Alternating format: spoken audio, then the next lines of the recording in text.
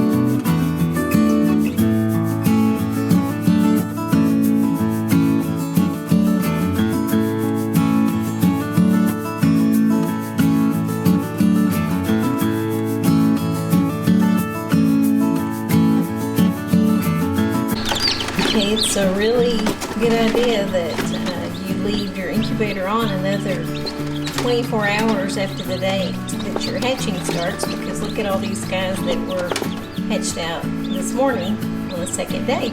So they're about to go join the others in the brooder.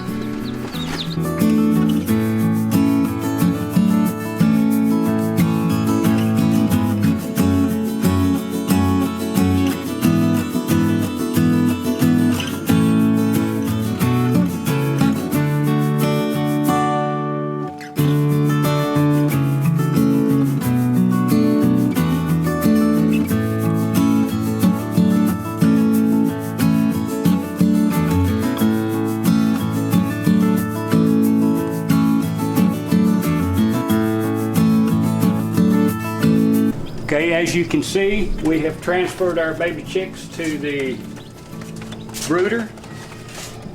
Got them in a nice warm area. We had a good hatch. We had 29 out of 41 eggs. That's about a 70% hatch, which is what they consider good. So we're pleased with the number of our hatch. And like I said, I took them out of the egg turner at 18 days and just left them on the rack, opened the vent hole so that more air could escape, put more water in it to up the humidity. The eggshells, they dry out if there's not a lot of humidity.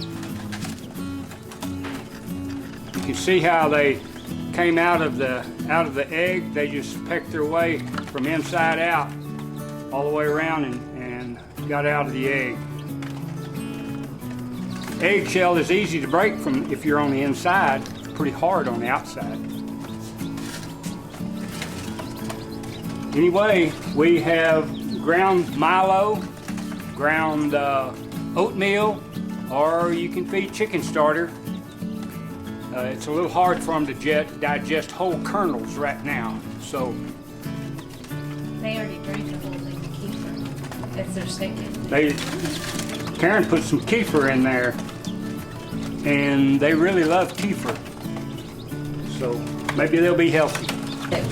Everything is wired down because I have had everything happen over, I guess, 15 to 20 years of having chickens. And you just have to be very, very, very detailed in making sure that they're safe. Actually, we kind of stayed up all night last night. I'll show you why. We put a game camera on the babies. Can you see it? Because it came into the phone, the pictures. Because we are just trying to keep an eye on them and make sure that nothing, because raccoons, they can open this, they can unwire this, but anyway, and you always want to make sure that if they are on a dirt surface that things can dig under.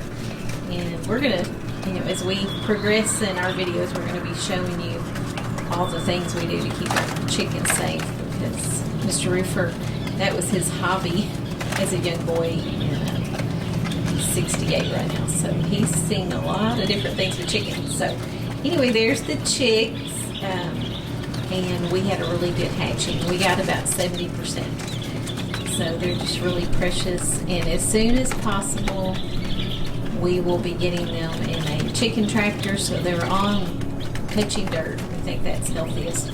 They're just so little right now, and it's very cold at night. Temperature was 90 yesterday, but it's getting so cold at night. We feel like we've got to really watch them closely in the next few days. So they are very content right now. They're quiet, so that's one indicator that you really need to watch for. If your chicks are cheeping a lot, then something's not right. They're cold or they're hungry. But look how happy they are. And so, I just heard a chirp. But quiet, if they're making a lot of noise, then you need to check those two things. Make sure they're warm, make sure that they have water, and make sure they have appropriate food.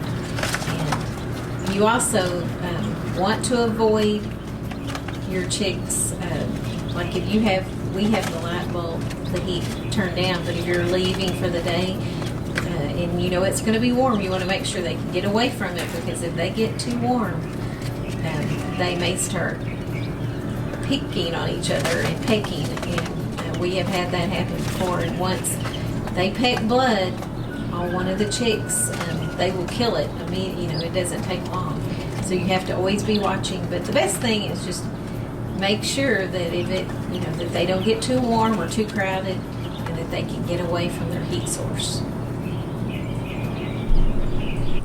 At night, you want to make sure that you avoid drafts on your little chicks. So we cover all the airways, so we make sure there's plenty of ventilation. We leave the front of them, but we cover the sides to make sure that they stay warm, and we avoid drafts. It's supposed to rain, and so we will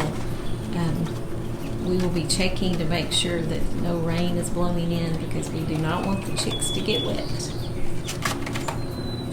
And also, to add, if we had a chicken that was sitting right now, we would try to get her to adopt them because we really like for our hens to raise our chicks. But that can be kind of hard. We haven't had any hens set yet, which is kind of unusual. But anyway, that would be the first choice, that we would let a hen adopt them. Okay, bye-bye babies. Okay, just so you kind of know where our chicks are living right now, they're in our rock barn, and we shut these gates at night. But anyway, this is where they live right now. And for further notice, that's where they're going to be. If you can see their brooder right inside.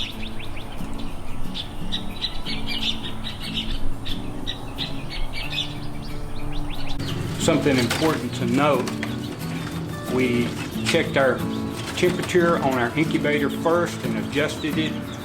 I think that made a big difference in our 70% hatch. Thanks for watching part 2 of hatching chicks in an incubator from our Texas Hill Country farmstead. Have a blessed day. Bye-bye.